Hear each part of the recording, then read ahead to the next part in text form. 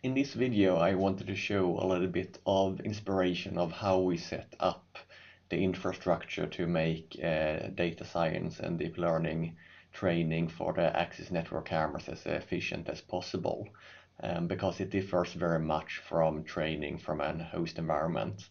Now when we actually need to use an AXIS camera device and do a lot of model optimization, quantization, conversion to TF-Lite format and so forth.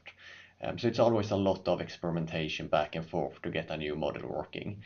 And what I've been working on right now is a U-net based architecture for doing pixel-wise segmentation of an image.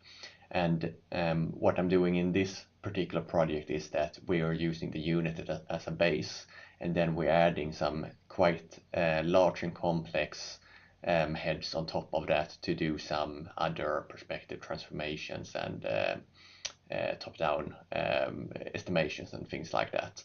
So there's a lot of complex layers and operations that can go wrong.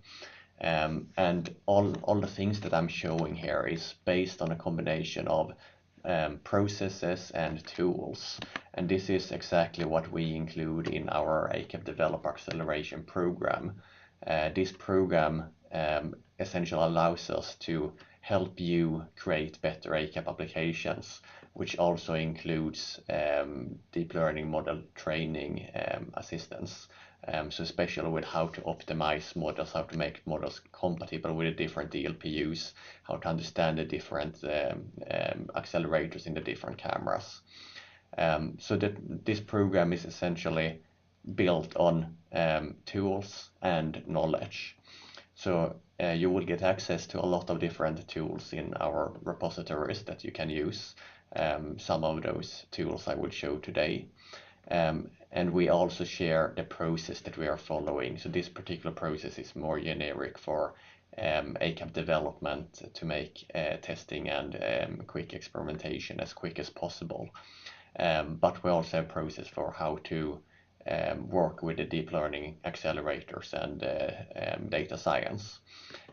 So this program essentially gives you both the tools you need, and it allows us to provide the services you need to adopt these processes. So we can essentially hold your developers in the hand while doing the development, making sure that they will be as effective as possible in doing what they are doing.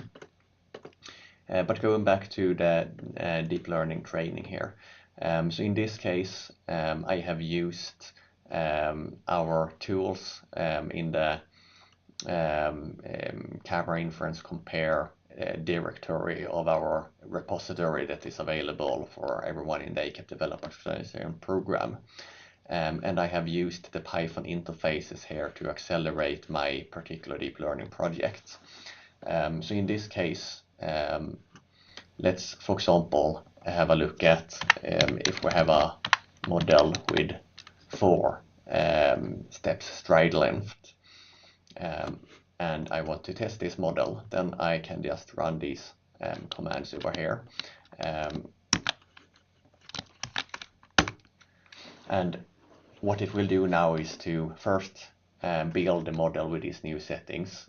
In this case, I'm skipping the training and specify the epochs 0 because I just want to test if it's compatible with the camera or not, and evaluate the inference time. So there's no need to actually train it, which means that, of course, our prediction will be very off. And now it has evaluated the model, of course, terrible accuracy since we didn't train it. What it will be doing right now is to convert the model to a TF-Lite model. And this TF-Lite model then will be compatible with the camera. And then the next step after doing this will be that it will actually run this model on a camera. It will use an actual camera that I have next to me here and run the model on it, and it will both tell us the inference time, it will tell us if it succeeded to load the model or not, and it will get back the output from the model and visualize the result. So now we can see here that it's connected to my camera, and it's setting up the environment to run this model. So this is the particular step that that is very important to make this efficient, because if I was to package this model into an ACAP application and install it in the camera, for example, then it would be very slow. But doing this kind of automated runs on an external camera device is made super simple, thanks to our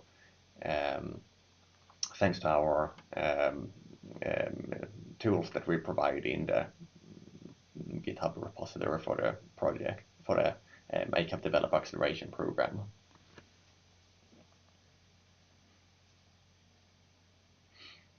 So the thing that takes a lot of time now is actually loading the model in the DLPU in the AXIS camera.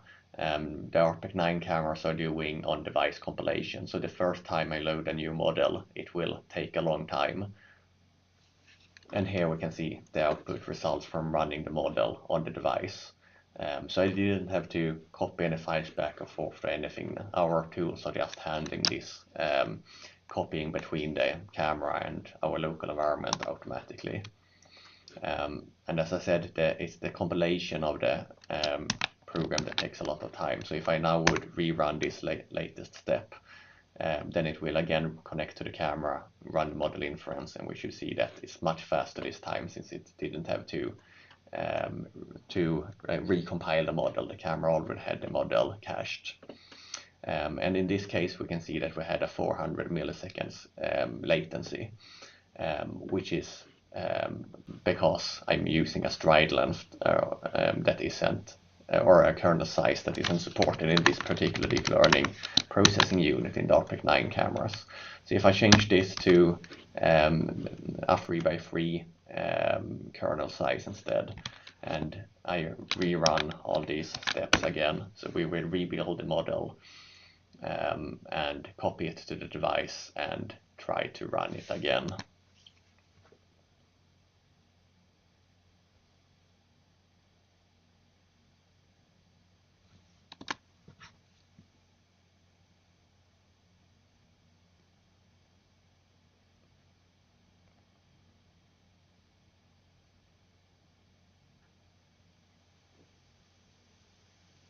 So now it is converting the new model to a new TF-Lite file.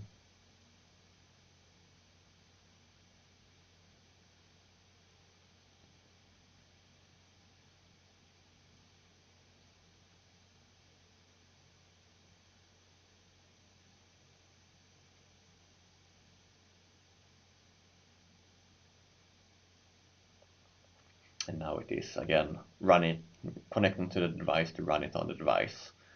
So it will take a bit of time to load the model now, since it's a new model, so it will need to be recompiled again on the device.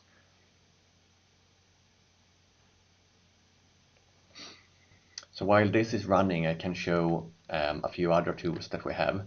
Right now, I'm still debugging the model itself. So we're just optimizing the model architecture to get the inference time as low as possible and accuracy as good as possible.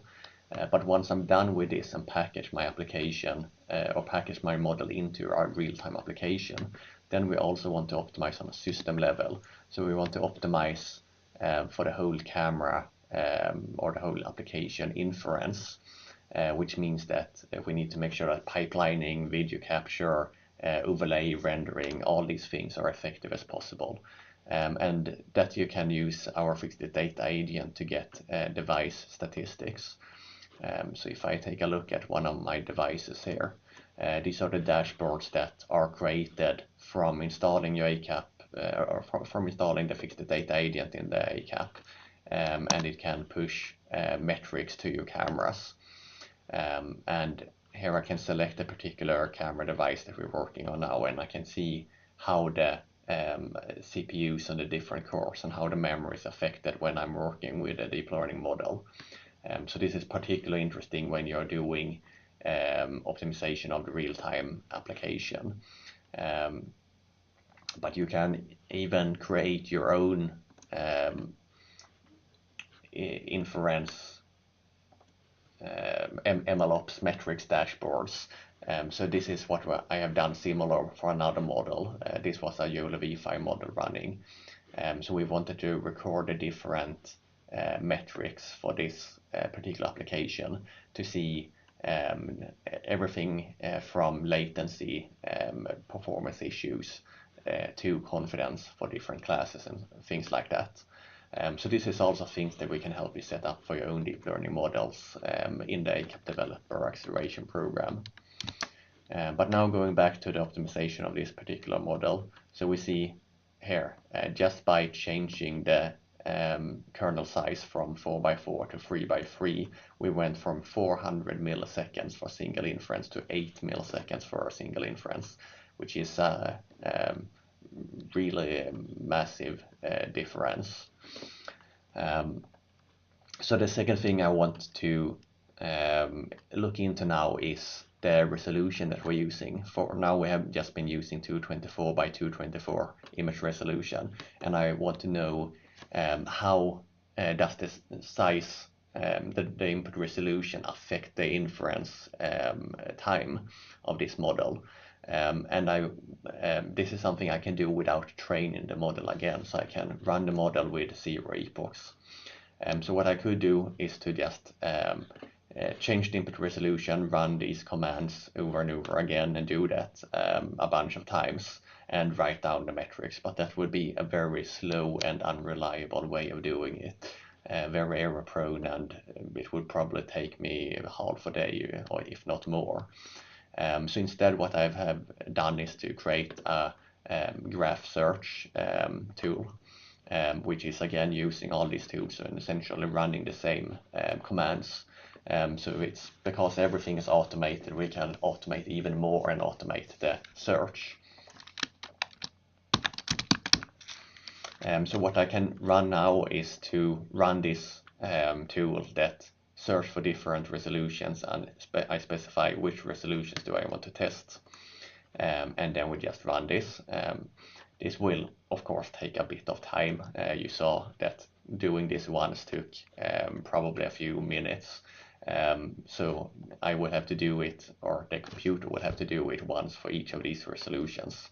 So it's probably a 15-20 minutes, but it's time that the computer is doing automatically, so I can just start it, I can go and take a coffee, and then when I get back it's done.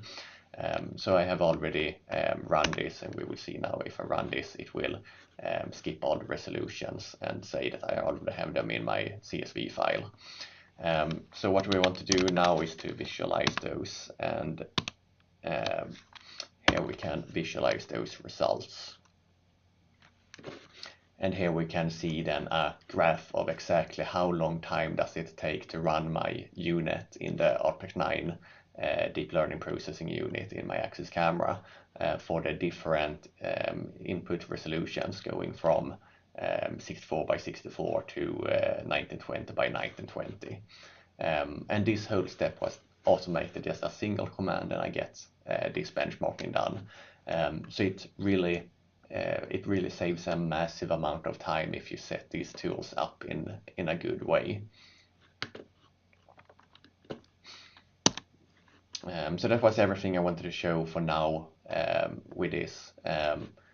If you're interested in more about how you can optimize this kind of operations and this kind of work to make your model development and your data science team as efficient as possible, then go to our website, take a look at the ACAP Developer Acceleration Program, and here is a form that you can fill in, and we will contact you and tell you more about how you can get into this program and what is included and the cost of it and so forth. So yeah, that was everything I wanted to show in this short video.